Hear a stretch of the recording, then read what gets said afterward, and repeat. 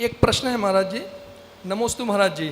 मने परे ज्ञान के धारी मुनिराज से कोई व्यक्ति प्रश्न पूछने पर ही कि इसके मन में क्या चल रहा है उत्तर देंगे, या नहीं पूछने पर भी किसी के मन के विचार बता सकते हैं क्या? ज्योति लोहाड़े, महाराष्ट्र।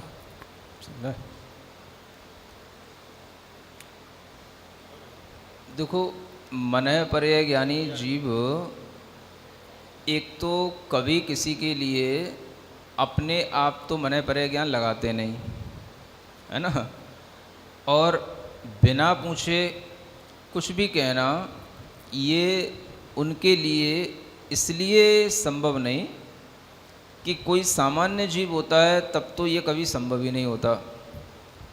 हाँ, कोई विशेष जीव हो जो कोई तीर्थंकर आदि बनने वाला हो तो उसके किसी भव आदि का वर्णन उन्हें करना हो तो उसके बिना पूछे भी वो उसको बता सकते हैं।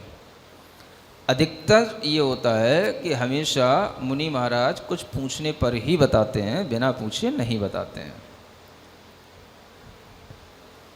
नेक्स्ट, सरिता जैन, गांधी धाम, गुजरात से।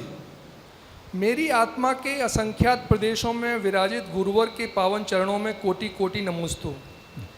गुरु जी, तत्वार्थ सूत्र जी ग्रंथराज का स्वाध्याय कराते हुए आपने बताया कि केवल ज्ञान स्वार्थ ज्ञान है, किंतु भगवान की जो वाणी खिरती है वह केवल ज्ञान के माध्यम से ही खिरती है। श्रुतो ज्ञान तो वहाँ समाप्त हो गया, तो केवल ज्ञान परार्थ भी तो हुआ। कृपया समाधान करें। हाँ, ये प्रश्न आपका बहुत अच्छा है। बहुत समझदारी से, गहरे ढंग से सोच समझ के आप स्वाध्याय कर रहे हैं, इससे समझ में आता है। समाधान यह है कि केवल ज्ञान तो स्वार्थ ही है, लेकिन उस केवल ज्ञान के साथ यह एक अच्छी बात है कि बोलने की प्रवृत्ति भी होती है। तो बोलने की जो प्रवृत्ति है वो प्रवृत्ति परार्थ होते हुए भी वो श्रुत ज्ञान नहीं है। वो श्रुत ज्ञान हम लोगों के लिए है, लेकिन उनके लिए वो श्रुत ज्ञान नहीं है। और ये भी नहीं कह सकते हैं कि वो केवल ज्ञान के माध्यम से बोल रहे हैं, है ना। जैसे हम लोग श्रुत ज्ञान से बोलते हैं, ऐसे वो केवल ज्ञान से बोल रहे हैं, ऐसा भी नहीं कह सकते, क्योंकि केवल ज्ञान रूप में ही जानता है, वो केवल स्वार्थ ही है। तो परार्थ इसलिए नहीं कहा जा सकता क्योंकि वह श्रुत ज्ञान नहीं है, लेकिन बोलने की प्रवृत्ति होने के कारण से वह सुनाई देता है दूसरों को, तो ये उस केवल ज्ञान की एक विशेषता समझ लो बस आप। लेकिन केवल ज्ञान को स्वार्थ ही मानना, क्योंकि परार्थ ज्ञान केवल श्रुत ज्ञान ही होता है और कोई दूसरा नहीं होता है। नेक्स्ट, मनोरमा जैन, जयपुर से। नमोस्तु गुरुवर। गुरुवर, जब लोकाकाश के प्रदेश असंख्यात ही होते हैं तो उसके एक हिस्से में रहने वाले पुद्गल स्कंद के अनंत प्रदेश कैसे होंगे? समाधान करें। ये तो आपको बताया था कि कोई भी पुद्गल एक परमाणु में भी अनंत परमाणुओं को अवगाहित करने की क्षमता होती है। तो ये अवगाहन शक्ति के माध्यम से होता है। यह अवगाहन शक्ति पुद्गलों में भी अपनी खुद की भी होती है और आकाश की भी होती है, लेकिन यहाँ पर पुद्गल की ही अवगाहन शक्ति की मुख्यता है, क्योंकि एक परमाणु भी अपने में अनंत परमाणुओं को समाहित कर रहा है। ये पुद्गल की अपनी अवगाहन शक्ति है। इस कारण से एक आकाश के प्रदेश में भी अनंत परमाणु रह सकते हैं। नेक्स्ट, श्रीपाल रावणे, अकोला, महाराष्ट्र से। नमोस्तु गुरुवर। जैसे अवधि ज्ञान अणु को जानता है तथा मनः पर्यय ज्ञान अणु का अनंतवें भाग को कैसे जानता है, हमारी जिज्ञासा का समाधान करें। ये भी अच्छा प्रश्न है कि जो सर्वावधि ज्ञान है वो परमाणु को जानता है। तो मनः पर्यय ज्ञान तदनंत भागे मनः पर्ययस्य, अनंतवें भाग को जानना है। तो अब परमाणु का अनंतवां भाग क्या होगा जब परमाणु खुद ही अविभाज्य है? तो इसका समाधान ऐसे समझना कि परमाणु में शक्ति अंश होते हैं, जिन्हें कहते हैं अविभागी प्रतिच्छेद, और वो अनंत की संख्या में होते हैं। तो उन अनंत अविभागी प्रतिच्छेदों को भी जानने की क्षमता ये मन परे ज्ञान में समझी जा सकती है। वो उसका अनंतमा भाग कहलाएगा, जो उसके शक्ति अंशों को भी जान सकता है। नेक्स्ट, जेके जैन कृष्णानगर दिल्ली से, नमोस्तु गुरुवर। गुरुवर, गाथा 411 और 412 में देशावधि ज्ञान का उत्कृष्ट काल और भाव बताते हुए आपने समझाया कि काल की अपेक्षा एक समय कम एक पल्य प्रमाण काल में होने वाली सभी पर्यायों को जानता है, और भाव की अपेक्षा असंख्यात लोक प्रमाण द्रव्य की पर्यायों को जानता है। तो क्या इसका अर्थ यह लें कि काल की अपेक्षा तो उतने काल में जितने द्रव्य हैं उनकी पर्यायों को जानता है, और भाव की अपेक्षा एक द्रव्य की असंख्यात पर्यायों को जानता है? कृपया समाधान करें। अब आपने खुद ही प्रश्न करके खुद ही को उलझा लिया है ना। जो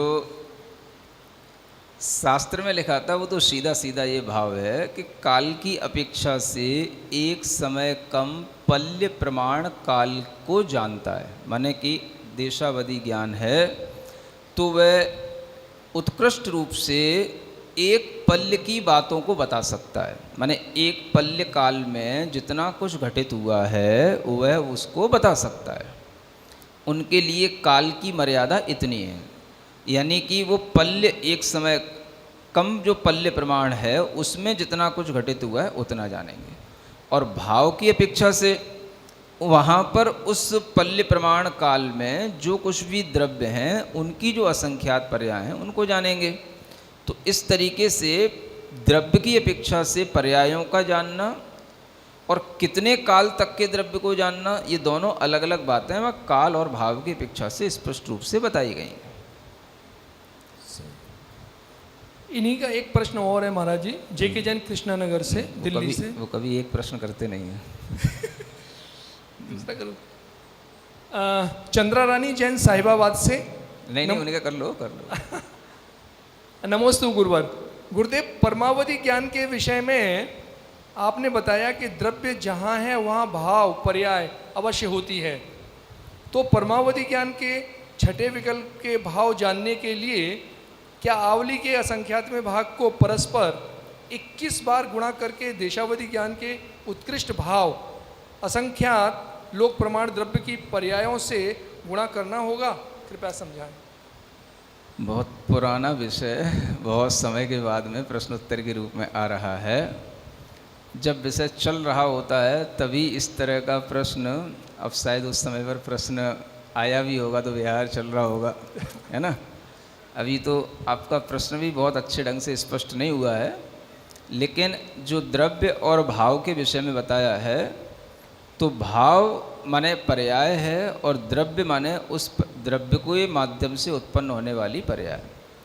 तो जिस भाव को जानता है, जिस पर्यायों की संख्याओं को वह जानता है, उसकी अपेक्षा से द्रव्य को वह जो जानेगा वह भाव तो असंख्यात गुणे अधिक होंगे द्रव्य जितना होगा उससे।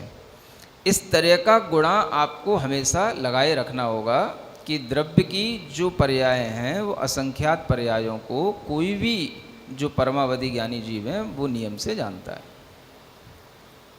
एक और प्रश्न महाराज जी, चंद्रा रानी जैन साहिबाबाद से। नमोस्तु गुरुवर।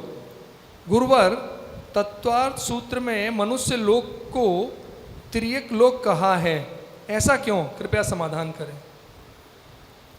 ऐसा तो नहीं कहा है। कहाँ कहा है? मनुष्य लोक अलग चीज़ है और तिर्यक लोक अलग चीज़ है। ये कह सकते हैं कि मनुष्य लोक तिर्यक लोक में है, लेकिन तिर्यक लोक को मनुष्य लोक पूरा नहीं कहा जा सकता। मनुष्य लोक तो केवल 2.5 द्वीप का स्थान है और तिर्यक लोक पूरा असंख्यात द्वीपों तक फैला हुआ पूरा तिर्यक लोक कहलाता है। तो आप उसको ढंग से देखें तो कहीं पर भी कुछ भी गलत कहीं भी नहीं है। जिस अपेक्षा से जो कहा है वो सही ही कहा है। नेक्स्ट, उर्मिला जैन जनकपुरी दिल्ली से। नमोस्तु महाराज जी। आपने बताया कि लोक में निगोदिया जीव ठसाठस भरे हुए हैं। एक गाथा में आपने बताया था कि निगोदिया जीव साधारण वनस्पति होती है। तो हम इसे कैसे घटित करें? क्या हम यह माने कि लोक में साधारण वनस्पति भरी हुई है? निगोद जीवों का जो दूसरा नाम है वो साधारण वनस्पति के रूप में है, और वह निगोद जीव जो लोक के अंदर ठसाठस भरे हुए हैं उन सबको ही साधारण वनस्पति ही कहा जाएगा, यूँ समझने का मतलब है। तो इसमें भी कोई भी दिक्कत नहीं है यदि आप ये समझें कि पूरे लोक में साधारण वनस्पति ठसाठस भरी हुई है, तो ऐसा कहने में भी कोई दिक्कत नहीं है, क्योंकि जो भी साधारण वनस्पति का एक जीव हैं वो सभी निगोद जीव ही कहलाते हैं। एक प्रश्न और है महाराज जी। पुष्पा जैन, कृष्णानगर, दिल्ली से। नमोस्तु महाराज जी। वर्धमान स्तोत्र में आपने बताया कि अर्धमागधी भाषा को देव आधी दूर तक प्रसारित करते हैं। तो मेरी शंका यह है कि देव उसे आधी दूर तक ही प्रसारित करते हैं, पूरी क्यों नहीं? आधी तो भगवान की भी ताकत से चली जाती भाषा। अब समोच्चरण बहुत लंबा है, बड़ा है, दूर तक है, लाउड स्पीकर की ज़रूरत पड़ती है। सुन रहे हो? तो लाउड स्पीकर का काम ये कुछ मागध जाति के देव करते हैं। तो आदि जो है सभा को और दूर तक उस वाणी को ले जाने का काम ये करते हैं, इसलिए उनको अर्धमागधी भाषा कहा जाता है।